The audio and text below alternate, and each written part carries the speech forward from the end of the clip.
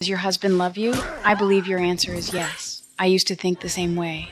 My name is Laura, and I live with my husband in a beautiful seaside villa. Martin, my husband, is successful in his career. Not only is he handsome, but he also dotes on me endlessly. We were always inseparable, with happy smiles on our faces. To outsiders, we appeared deeply in love, the picture of marital bliss. But who could have guessed that this surface-level happiness was nothing but a facade? In my heart, I had long begun planning the day I would escape this man. You must be wondering how this came to be, right? Then let's start from the beginning. That morning, Martin went for a walk by the sea and saw a stranger busy working on a sailboat. He went over to say hello. The man stopped what he was doing and introduced himself as the new neighbor who had just moved in next door. After exchanging polite pleasantries, the neighbor complimented our house effusively and then asked about the beautiful, fairy-like woman by the window. The neighbor looked envious and eagerly invited us to go sailing that evening. Martin smiled and replied, "I can't swim at all. I'm even afraid of water, let alone going out to sea." Still, he didn't outright refuse, saying he'd go home and ask if I'd be willing to go. But the moment he returned home, his expression instantly darkened.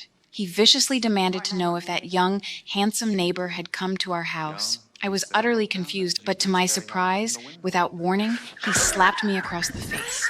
I fell to the ground, too stunned to speak from the pain. He flew into a mad rage, accusing me of seducing another man and humiliating him. By the time he finally finished venting his anger, I was curled up on the floor, trembling in pain and drenched in cold sweat. I didn't dare utter a word of protest. Only after he left did I allow myself to sob quietly, gritting my teeth through the pain as I cleaned up the shattered vase he had broken. This marriage lasted exactly 3 years, 6 months, and 7 days. Every minute of it is a living nightmare.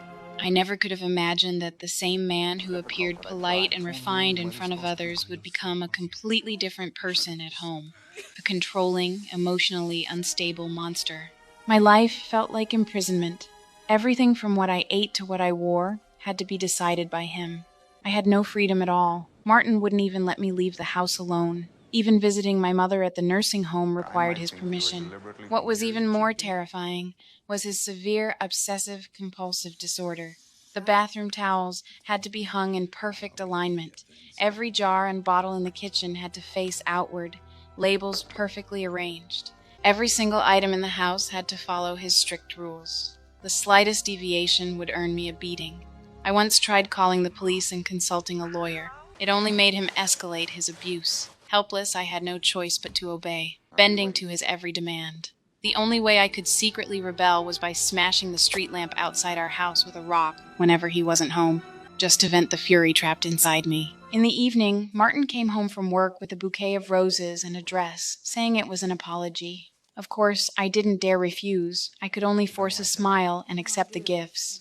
Seeing he seemed to be in a good mood, I cautiously asked if he would let me work at the library. His face immediately darkened. "This household can't function without you," he said coldly. Then he brought up the past again, complaining about how I had left home without permission for 2 days 6 months ago, leaving him to go hungry. I quickly explained that my mother had passed away at the nursing home and I had to attend the funeral. Fortunately, it was already late, and we still had to go sailing. This time, he didn't lay a hand on me. That night, a violent storm raged at sea. The small boat tossed violently in the waves as Martin desperately clung to the sail ropes, struggling to steady it. But when he turned around, he realized I was gone. Panicked, he searched the boat frantically, shouting my name, but the storm drowned out his voice. In the pitch-black sea, how could he possibly find any trace of me? Back home, Martin finally accepted that I had gone missing at sea. He broke down, smashing windows and howling in despair, his screams echoing through the empty villa. After my funeral, he left the seaside house, heartbroken, and never returned. But not long after, he received a call from a strange woman. She claimed to be my friend, expressing sorrow over my accidental death and mentioning that we had once taken swimming lessons together. This left Martin stunned. The woman on the phone continued, saying that although I had been afraid of water at first, I had grown braver over time and had become a decent swimmer. This made him deeply suspicious. He rushed back to the villa that very night, searching from dusk until late into the night, until he finally found my wedding ring in the toilet. At that moment, he remembered the street lamp I had smashed and realized I had never truly given up resisting. Early the next morning, he rushed frantically to the nursing home where my mother had lived. desperate to find out if I had any other relatives. What he discovered shocked him to the core. My mother wasn't dead at all. 6 months earlier, I had secretly taken her away. In that moment, he finally realized my disappearance was no accident. It was a carefully planned escape. Martin was nearly driven mad with rage. He began scouring the world for any trace of me, sparing no expense to hire multiple private detectives, swearing he would drag me back no matter what. His instincts were right. I lied to him. I wasn't dead. I forced myself to overcome my lifelong fear and secretly learned how to swim. On the night of the sailing trip, I waited for the storm to strike, then slipped silently into the sea. Under cover of darkness, while he was still out at sea searching for me, I snuck back into the villa. I changed into clothes and a wig I'd hidden in advance, quickly disguising myself as someone else. Before leaving, I took off that wedding ring, a symbol of imprisonment and terror, and without hesitation, flung it into the toilet, flushing it away for good.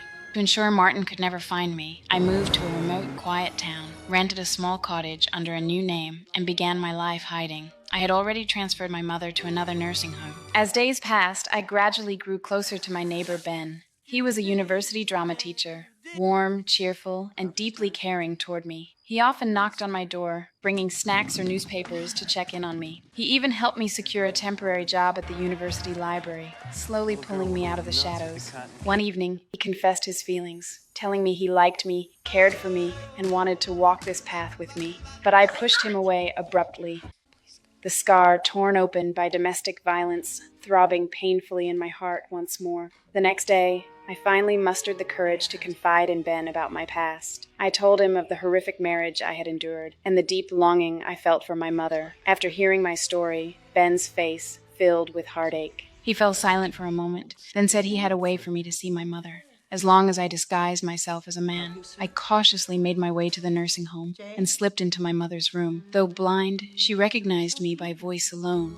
We clung to each other, tears streaming uncontrollably. But just as I was about to leave, Martin appeared in the same building. We passed each other in the hallway, yet neither of us recognized the other. He had already located my mother's nursing home. When a nurse mentioned that a strange man had just visited, he immediately grew suspicious, believing it might be me in disguise, and rushed out to investigate. But I had already gotten into a car and was long gone. Of course, he wouldn't let it go that easily, posing as a police officer, tricking my mother into giving him information. My mother, being blind, grew worried about my safety and trusted his words. She mentioned that I was seeing a university drama teacher. That detail sent Martin into a frenzy. Consumed by jealousy, he was driven to the point of murderous rage. The moment he left the nursing home, he headed straight for the university. He quickly obtained Ben's information from other faculty members. Then he stalked Ben, where he finally spotted me by Ben's side. Hiding in the shadows, his eyes burned with venomous hatred. That night, the moment I stepped into my home, I knew something was wrong. Water was still running in the bathtub. The toaster was left on. The towels were folded with perfect precision. These were Martin's signature obsessive habits. In an instant, I realized he was here. My body froze,